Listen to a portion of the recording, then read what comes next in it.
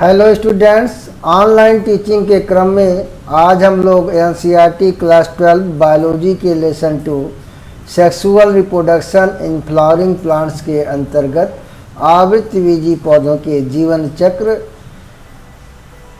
बीजाणुधानी की संरचना तथा बीजाणु जनन के बारे में जानेंगे। तो आइए प्रारंभ करते हैं। सबसे पहले हम लोग जानेंगे आवृतबीजी पौधों का या पुष्पी पौधों का लैंगिक जीवन चक्र किस प्रकार का होता है। स्टूडेंट्स, आवृतबीजी पौधों के लैंगिक जीवन चक्र की दो प्रमुख अवस्थाएं हैं। पहला बीजाणुभिद या स्पोरोफाइट अवस्था, दूसरा युग्मकोभिद या गैमेटोफाइट अवस्था। आवृतबीजी पौधों में की मुख्य प्रावस्था बीजाणुभिद अवस्था होती है। यह जड़ तना पत्ती में विभेदित होता है। इनमें फूल, फल तथा बीज का निर्माण होता है। इनकी कोशिकाएं द्विगुणित होती हैं, अर्थात इनकी प्रत्येक कोशिका में गुणसूत्रों का 2 सेट होता है। आवृतबीजी पौधों के जीवन चक्र में गैमेटोफाइट अवस्था अल्प विकसित तथा अत्यंत कम समय के लिए होती है। गैमेटोफाइट अवस्था में कोशिकाएं अगुणित होती हैं, अर्थात इनमें गुणसूत्रों का केवल एक सेट होता है। पीढ़ी एकांतरण या अल्टरनेशन ऑफ जनरेशन। अब हम जानेंगे पीढ़ी एकांतरण या अल्टरनेशन ऑफ जनरेशन क्या होता है। देखिए बच्चों, आवृतबीजी पौधों के जीवन चक्र की दोनों अवस्थाएं अर्थात द्विगुणित अवस्था जिसे स्पोरोफिटिक अवस्था भी कहते हैं तथा अगुणित अवस्था जिसे गैमेटोफिटिक अवस्था भी कहते हैं, एकांतर क्रम में आती हैं, अर्थात एक के बाद एक आती रहती हैं। इसी घटना को पीढ़ी एकांतरण कहते हैं।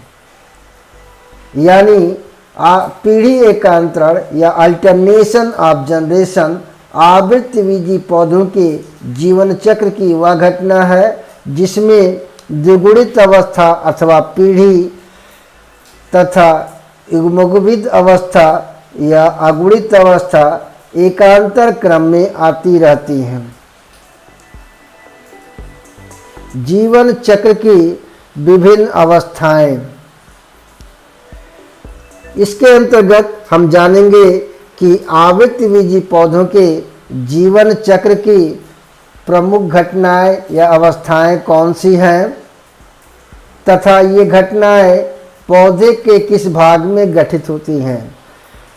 बच्चों, आपको पता है कि आवृतबीजी पौधों का जननांग पुष्प होता है, अतः इसके लैंगिक जीवन चक्र की महत्वपूर्ण घटनाएं पुष्प के नर भाग तथा जिसे पुमंग कहते हैं तथा मादा जननांग जिसे जायांग कहते हैं में संपन्न होती हैं।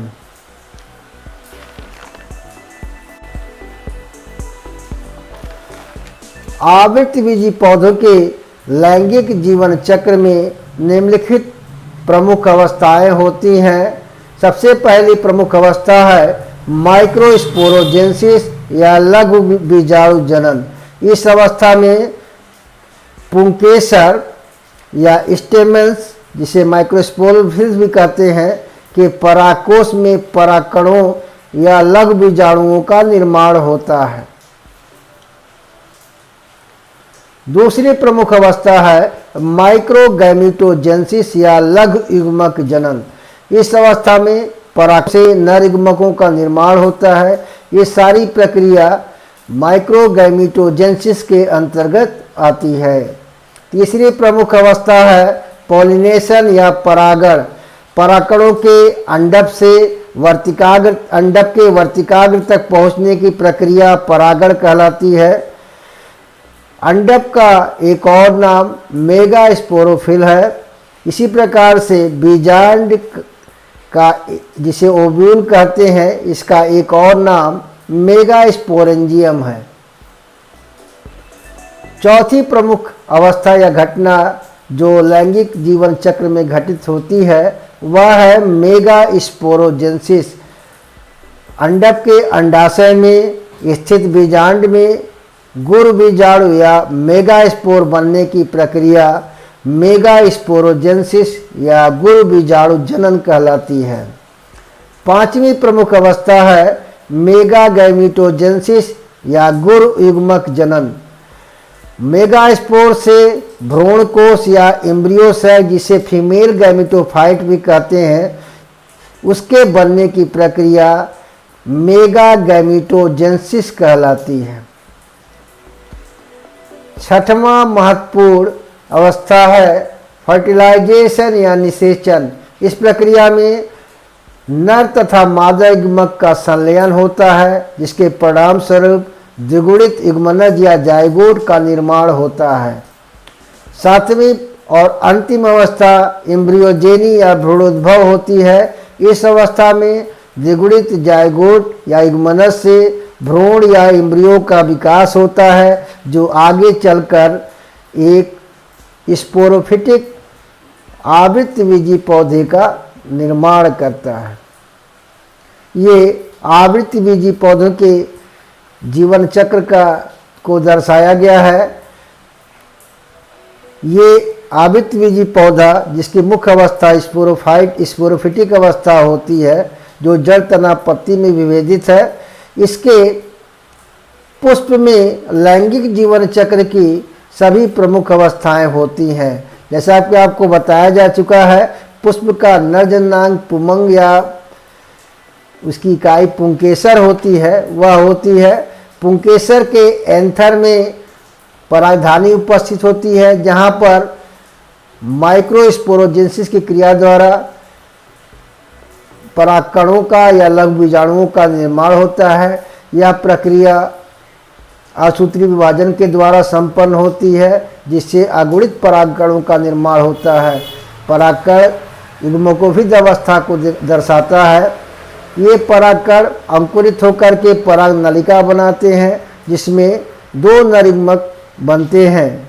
इसी प्रकार पुष्प का मादा जननांग जायांग होता है, जिसकी इकाई अंडप होती है। इसी अंडप के अंडाशय में बीजांड लगे होते हैं। बीजांड के अंतर्गत मेगास्पोरोजेंसिस की क्रिया होती है, जिस प्रक्रिया में अर्धसूत्री विभाजन होता है। अर्धसूत्री विभाजन के फलस्वरूप 4 अगुणित मेगास्पोर का निर्माण होता है, जिसमें से 3 नष्ट हो जाते हैं। बाकी बचा एक अगुणित स्पोर विकसित होकर फीमेल गैमेटोफाइट या भ्रूण कोष या एम्ब्रियो सैक का निर्माण करता है। निषेचन के समय परागकण में स्थित पराग नलिका से पराग नर युग्मक फीमेल युग्मकोभिद में स्थित अंड कोशिका को निषेचित करते हैं। निषेचन के पश्चात बीजांड बीज में बदल जाता है और निषेचित अंड कोशिका जायगोट या युग्मनज में परिवर्तित हो जाती है। यह द्विगुणित जायगोट या युग्मनज विकसित होकर के भ्रूण का निर्माण करता है, जो बीज के अंदर ही विकसित होता है। आगे चलकर यह बीज अंकुरित होता है और अंकुरण के पश्चात फिर पुनः नए आवृतबीजी पौधे, जो स्पोरोफिटिक अवस्था में होता है, उसका निर्माण होता है।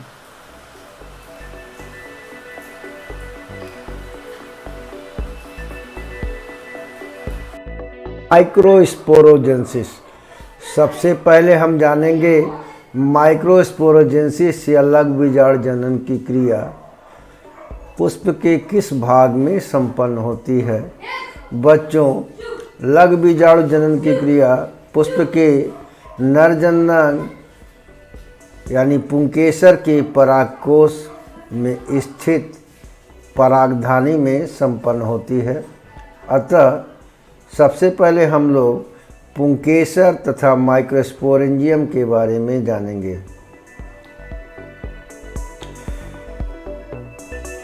माइक्रोस्पोरोफिल तथा माइक्रोस्पोरेंजियम ऐसा आपको पहले बताया जा चुका है, माइक्रोस्पोरोफिल स्टेमन या पुंकेसर का एक दूसरा नाम है। यह पुष्प का नरजन्नांग होता है। प्रत्येक स्टेमन या पुंकेसर फिलामेंट, एंथर तथा कनेक्टिव का बना होता है। एंथर या पराकोश फिलामेंट के शीर्ष पर होता है।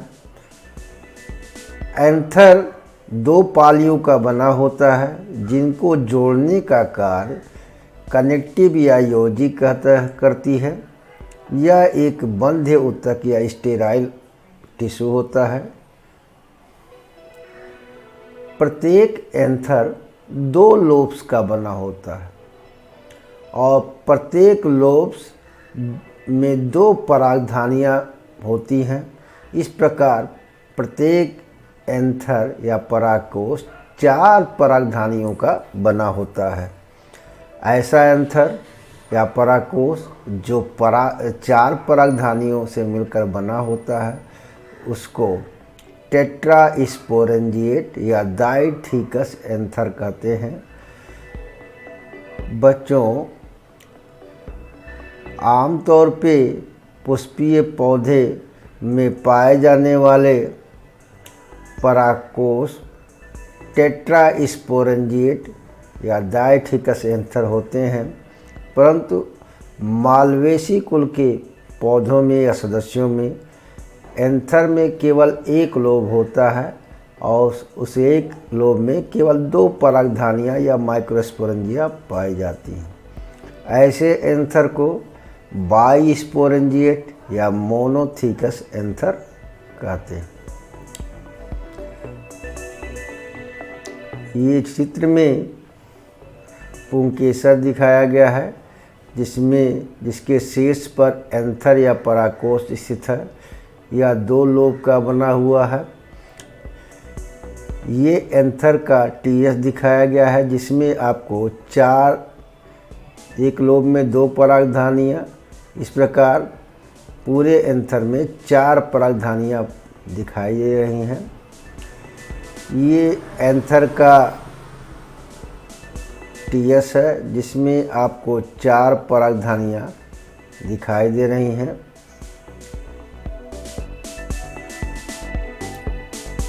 अब हम लोग एक परिपक्व बीजाणुधानी की संरचना का अध्ययन करेंगे। एक परिपक्व बीजाणुधानी कई स्तरों की बनी पराग कोशिका भित्ति जिसे एंथर वॉल तथा परागधानी की बनी होती है या गोलाकार होती है। पराग कोशिका भित्ति निम्न 4 स्तरों से मिलकर बनी होती है। पहला बाह्य त्वचा या एपिडर्मिस, दूसरा अंतःस्थीशियम या एंडोथीशियम, तीसरा मध्य परत या मिडिल लेयर, चौथा टेपिटम। ये एंथर का डायग्रामेटिक चित्र है जिसमें विभिन्न प्रकार के चारों स्तर दिखाए गए हैं एंथर वॉल के। ये सबसे बाहरी एपिडर्मिस है, उसके ठीक नीचे एंडोथीशियम है। एंडोथीशियम के बाद मध्य परत या मिडिल लेयर दिखाई गई है और सबसे भीतरी परत टेपिटम है। टेपिटम बीजाणुधानी को या माइक्रोस्पोरेंजिया को चारों ओर से घेरी रहती है। इसके भीतर बीजाणुजन ऊतक या स्पोरोजीनस टिश्यू पाए जाते हैं जो आगे चलकर लघु बीजाणु मात्र कोशिका या माइक्रोस्पोर मदर सेल में बदल जाते हैं। इनके भीतर माइक्रोस्पोरोजेनेसिस की क्रिया होती है जिसके परिणाम स्वरूप परागकणों का निर्माण होता है। इसका जो है पार्ट दिखाया गया है, इसमें चारों लेयर दिखाए गए हैं और ये माइक्रोस्पोर मदर सेल्स दिखाए गए हैं ये अर्धसूत्री विभाजन द्वारा परागकणों का निर्माण करते हैं। तो ये है बीजाणुधानी की संरचना। आइए अब इसके बारे में हम लोग डिटेल्स जानते हैं। सबसे पहले कोशिका परागकोशिका भित्ति की सबसे बाहरी स्तर होती है बाह्य त्वचा या एपिडर्मिस, या एक अकेली कोशिकाओं की बनी हुई परत होती है। दूसरा स्तर जो होता है अंतःस्थिशियम होता है। इस स्तर की कोशिकाएं बड़ी होती हैं और अरीय यानी रेडियल दिशा में अरेंज होती हैं। यह भी एक कोशिका की बनी परत होती है। इनकी कोशिकाओं में एक खास बात होती है, इसकी सतह पर बड़े बड़े तंतु पाए जाते हैं, जिसके कारण ये इनकी कोशिका भित्ति मोटी होती है और मोटी होने के कारण यह स्फुटन में सहायक होती है। इस परत में कुछ स्थान पर कोशिकाएं पतली होती हैं। इन कोशिकाओं को स्टोमियम कहते हैं। स्टोमियम की कोशिकाओं में फाइब्रस थिकनिंग या तंतुमय स्थूलन नहीं पाए जाते हैं। स्टोमियम वाले भाग से ही परागकोश में स्फुटन होता है। परागकोश के बाहरी 3 स्तर परागकोश की सुरक्षा तथा स्फुटन में सहायता करते हैं। मध्य परत अंतःस्थिशियम के ठीक नीचे 3-4 परतों की बनी मध्य परत होती है। ये एंथर का टीएस है। यहाँ पर देखिए ये एंडोथीसियम जो है, इसमें जो लाइनिंग ये दिखाई पड़ रही है ये फाइब्रस थिकनिंग है, जो इनकी कोशिका भित्ति पर कुछ विशेष प्रकार के रसायनों के जमाव होने से बनता है। ये वाला पोर्शन जो है स्टोमियम कहलाता है। एंडोथीसियम का ये वाला पोर्शन स्टोमियम कहलाता है। यहाँ पर देखिए फाइब्रस थिकनिंग नहीं पाई गई है, जिसके कारण यहाँ से परागकोश के बीजाणुधानी का फटना आसान होता है। इस प्रकार स्टोमियम परागकोश के स्फुटन में सहायक होते हैं। ये बीजाणुधानी के भीतर नवनिर्मित परागकण हैं।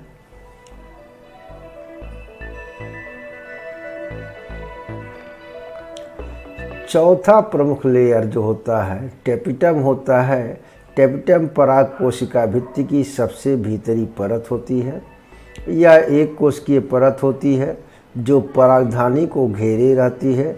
इनकी कोशिकाओं में सघन जीव द्रव्य होता है तथा एक से अधिक केंद्रक पाए जाते हैं। और इन कोशिकाओं के अंदर एक और ख़ास बात होती है कि यह बहुगुणता प्रदर्शित करती हैं, यानी पॉलीप्लॉइडी प्रदर्शित करती हैं। पॉलीप्लॉइडी या बहुगुणता का मतलब क्या है? इनमें इनके कोशिकाओं में गुणसूत्रों की संख्या, गुणसूत्र जो होते हैं उनके 2 से अधिक सेट पाए जाते हैं। जैसे अगर एक ही सेट पाए जाते क्या बोलते हैं? अगुणित कोशिका। 2 पाए जाते हैं, 2 सेट पाए जाते हैं तो बोलते हैं द्विगुणित कोशिका या डिप्लॉइड सेल। लेकिन इसमें 2 से अधिक सेट पाए जाते हैं तो इनको बोलते हैं बहुगुणिता या पॉलीप्लॉइड सेल्स।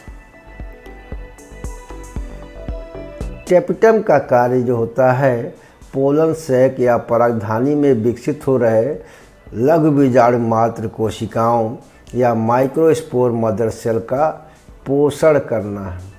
टेपिटम की कोशिकाएं 2 प्रकार की होती हैं, स्रावी और ग्रंथिल।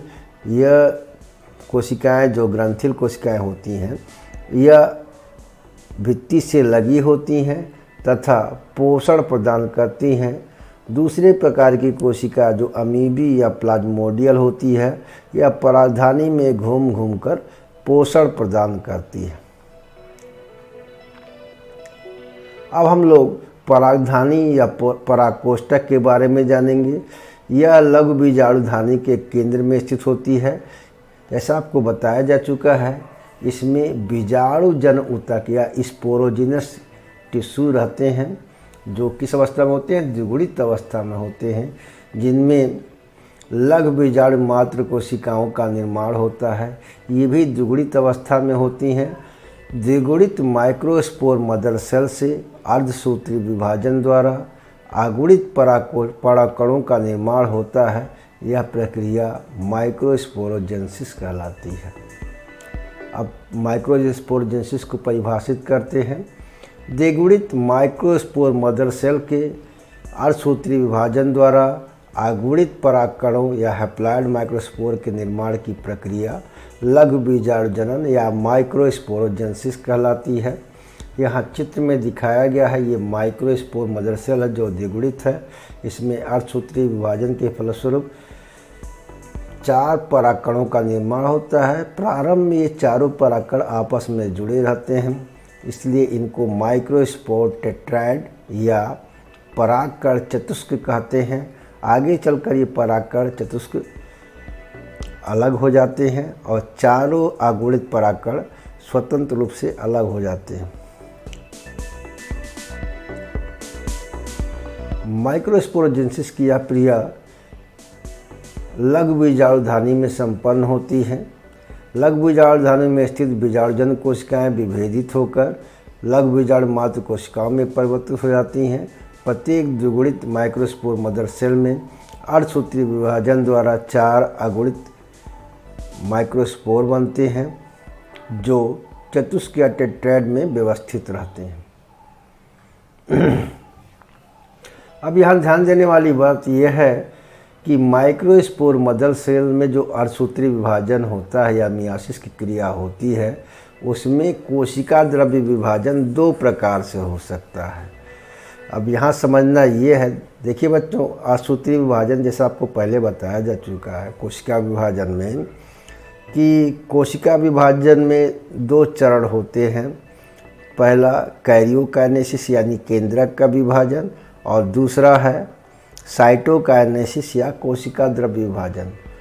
युगपत प्रकार के अर्धसूत्री विभाजन में चूँकि अर्धसूत्री विभाजन में 2 बार केंद्रक का विभाजन होता है, चारों केंद्रक के निर्माण के पश्चात कोशिका द्रव्य का विभाजन होता है। यानी पहले कैरियोकाइनेसिस हो जाती है, उसके बाद तब कोशिका द्रव्य का विभाजन या साइटोकाइनेसिस की क्रिया होती है, जिसके परिणाम स्वरूप चतुष्फलक चतुष्क यानी टेट्राहेड्रल टेट्राएड्स का निर्माण होता है। इस प्रकार की जो माइक्रोस्पोरोजेंसिस की क्रिया होती है यह द्विबीजपत्री पौधों में होती है। दूसरा है उत्तरोत्तर प्रकार का या सक्सेसिव प्रकार का। इस प्रकार के सूत्री विभाजन में मियोसिस या माइक्रोजेंसिस में प्रत्येक केंद्र विभाजन या कैरियोकाइनेसिस के पश्चात कोशिका द्रव्य विभाजन होता है या एक बीजपत्री पौधों में पाया जाता है। जिसे यहाँ पर चित्र में दिखाया गया है, ये पहला कोई केंद्र विभाजन हुआ, उसके बाद ये दूसरा कोशिका केंद्र विभाजन एक पीछे है, ये दूसरा केंद्रक विभाजन हुआ। जिस प्रकार से 4 केंद्रक बने, चारों केंद्रक के निर्माण होने के बाद उसके बाद इनमें कोशिका भित्ति केंद्रक विभाजन होता है और कोशिका भित्ति का निर्माण होता है। सक्सेसिव प्रकार में प्रत्येक केंद्रक विभाजन के पश्चात कोशिका द्रव्य विभाजन या साइटोकाइनेसिस की क्रिया होती है। यहाँ पर भी देखिए, प्रत्येक केंद्रक विभाजन के बाद फिर साइटोकाइनेसिस या कोशिका द्रव्य विभाजन की क्रिया होती है, जिसके परिणाम स्वरूप ये परागकण चतुष्क जो होते हैं आइसोबाइलेटरल प्रकार के बनते हैं या एक बीजपत्री में होती है, जबकि साइमल्टेनियस टाइप वाला माइक्रोस्पोरोजेंसिस की क्रिया द्विबीजपत्री पौधों में होती है। अब हम लोग स्टडी करेंगे टाइप्स ऑफ टेट्राएड्स या चतुष्क के प्रकार। परागकण चतुष्क 5 प्रकार के होते हैं। पहला है टेट्राहेड्रल। इस प्रकार के चतुष्क में एक तरफ से देखने पर केवल 3 ही परागकण दिखाई पड़ते हैं, जबकि एक परागकण पीछे की तरफ होता है। ये 3 परागकण जो है आपको सामने से दिखाई पड़ेंगे, एक चौथा परागकण इसके ठीक पीछे स्थित होता है। इस प्रकार के परागकण को टेट्राहेड्रल चतुष्क कहते हैं। यह द्विबीजपत्री पौधों में पाया जाता है। आइसोबाइलेटरल, इस प्रकार के चतुष्क में चारों परागकण एक ही तेल में स्थित होते हैं, या एक बीजपत्री से इस प्रकार के चतुष्क में चारों परागकण दो दो के समूह में एक दूसरे के ऊपर लंबवत इस प्रकार व्यवस्थित रहते हैं कि ऊपर के समूह के दोनों परागकण दिखाई पड़ते हैं, जबकि निचले वाले तल के समूह में से केवल एक ही परागकण दिखाई पड़ता है। इस तरह का परागकण चतुष्क मैग्नोलिया नामक पौधे में दिखाई पड़ता है। चौथे प्रकार का परागकण चतुष्क लीनियर या रैखिक होता है। इस प्रकार के चतुष्क में चारों परागकण एक सीधी रेखा में व्यवस्थित रहते हैं। इस प्रकार का परागकण चतुष्क पॉलीएंथस और हैलोफिला नामक पौधों में दिखाई पड़ता है। टी शेप्ड चतुष्क इस प्रकार में चारों परागकणों में से दो परागकण क्षैतिज अवस्था में तथा दो परागकण लंबवत अवस्था में दिखाई पड़ते हैं और एक टी के आकार की संरचना बनाते हैं, इसलिए इसका नाम टी शेप टेट्राइड्स पड़ गया है।